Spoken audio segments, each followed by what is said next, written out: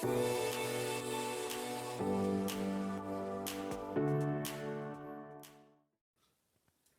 everyone, I'm Becky and I'm the County Cub Scout leader. In this video I'm going to show you how to make a pinhole camera. For this you will need a sheet of tracing paper and a sheet of black paper, or it can be black card. The shoebox has a lid and you need to cut out a rectangle from each end of your shoebox. Now you might need your adult to help you cut this out because it can be a bit tricky. But it doesn't matter quite how big that rectangle is, so long as you've got enough of the pieces of tracing paper and black paper to cover them. You'll also need a pair of scissors, some sellotape and a drawing pin or a needle.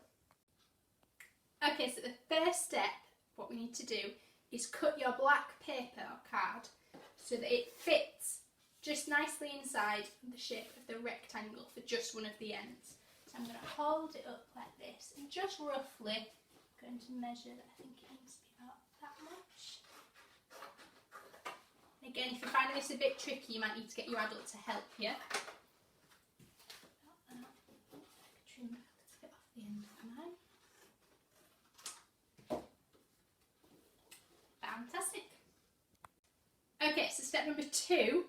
We need to cut out the rectangle like we did with the black card, but this time out of your tracing paper.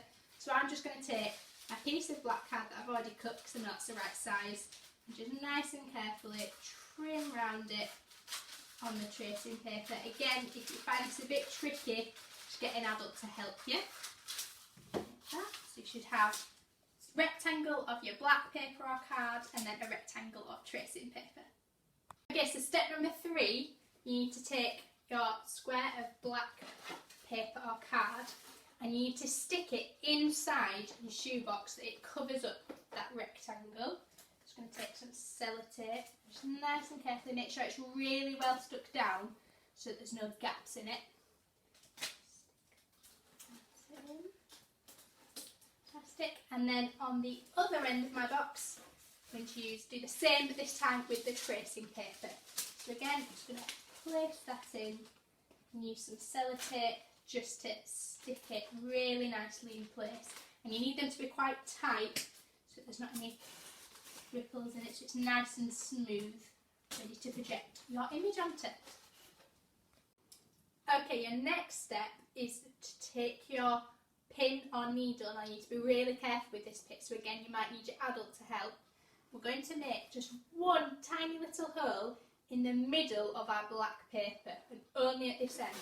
So I'm going to stand my box up, open the lid a little bit, take my pin really carefully, and I'm going to try and get it as centred to the middle as I can. Make sure your fingers are well out of the way. We just want to make one little hole. Okay? Just like that. And then you just need to close the lid on your box or put its lid back on. Okay, so that is your actual pinhole camera complete. So to make it work, you have to point the little pinhole, so that's the end of the black paper, at something really bright like a light. And then on this other end, on the tracing paper end, it should sort of project an image onto that. Have a look, it should give you a little image that comes up on the tracing paper.